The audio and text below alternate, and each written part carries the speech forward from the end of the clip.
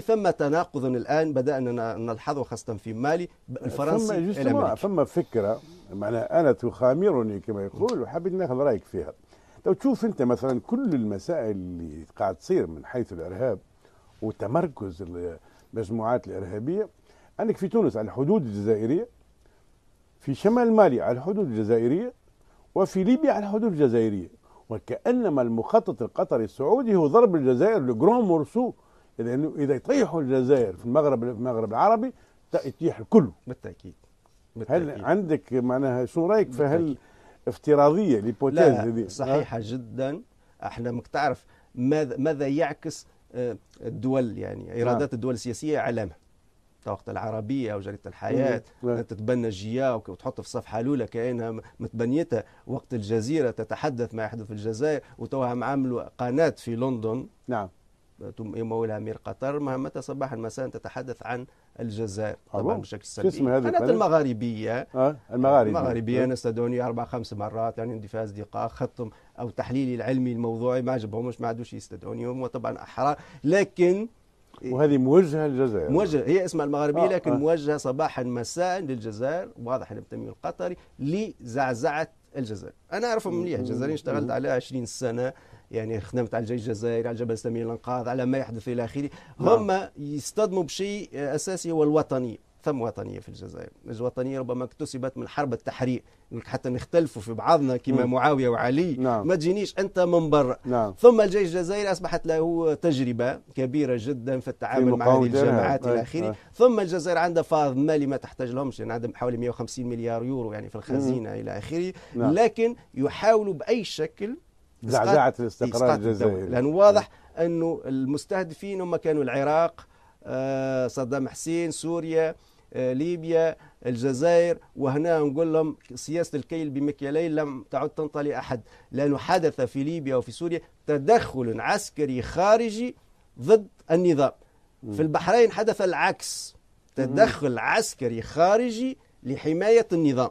دخلت قوات درع الجزيرة بقيادة السعودية في البحرين باش تضرب ثورة سلمية هادية، تضرب مدنيين، وأمام النظر القواعد العسكرية الأمريكية في البحرين وفي الظهران الجوية الأمريكية في السعودية والعديد والسيلي. هنا حدث نفاق كبير والكيل بمكيالين، فخرجنا من الربيع العربي كديناميكية داخلية كثورات مغلقة لا يتدخل في شؤون أحد، إلى سايكس بيكو جديد، إلى تقسيم المنطقة بشكل جديد، إلى شرق أوسط جديد، إلى تحكم جديد. هذا متاعنا ندافع عليه ونخلوه يبقى رغم أنه شيخ أمي بدوي إلى آخره. وهذا يذكرنا يعني بمعاهدة عبد العزيز السعود مع روزفلت في على الباخرة كروزي في البحر الأحمر، قال له البترول مقابل حماية الأمن العائلي، احنا نحموكم على كراسيكم وعروشكم وانتم تعطونا البترول بيتدفق بدون حدود. إذن الجزائر أو النفط والغاز الجزائري نسبيا مستقل، لأنه لما تشوف لوبيك ما هي الدول التي تسعى إلى رفع سعر البترول؟ هي ديما فنزويلا، إيغو شافيز عملوا لي محاولة انقلاب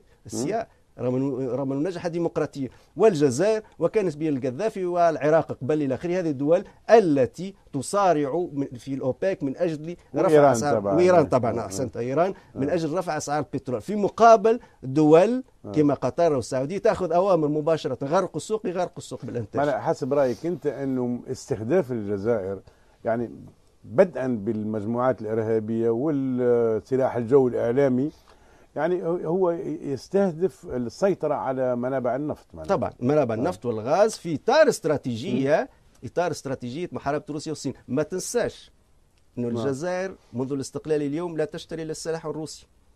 ما عندك الميغ والسوخوي والدبابات الروسية، حتى فرنسا وعملوا علاقات وفعلوا المستحيل، ما نجموش يبيعوا السلاح نتاعهم، ما نحكوش على الامريكان. فالجزائر لا تشتري الا السلاح الروسي.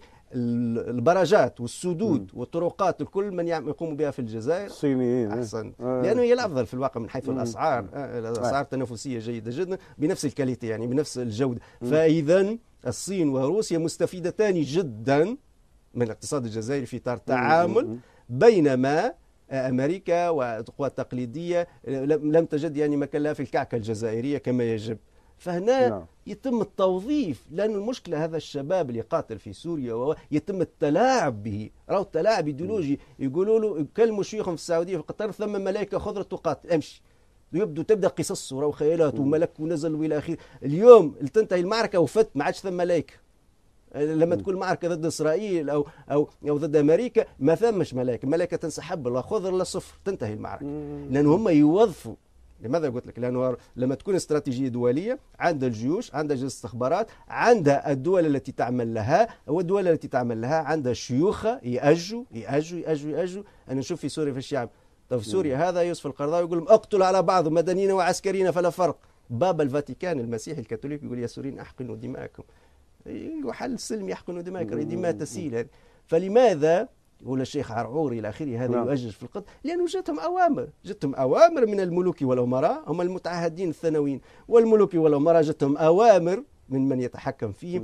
كل ما يحدث في المنطقه من الممكن فهمه وتفسيره بان امريكا فكرت كالتالي: بعد نهاية الاتحاد السوفيتي سيطرت على العالم لمدة من الزمن، لكن إذا استمرت الأمور بهذا الشكل، الصين بهذا التصاعد وروسيا بهذا التصاعد، بعد 20 سنة ستصبح ربما القوى الاقتصادية الثانية، إذا ستخسر كثير. فهي تريد أن تسيطر على المنابع النفط، وتريد أن تسيطر على منابع الغاز، وتريد أن تهيئ نفسها للمعركة القادمة ضد العمالقة. احنا رانا العرب مشينا في الرجلين.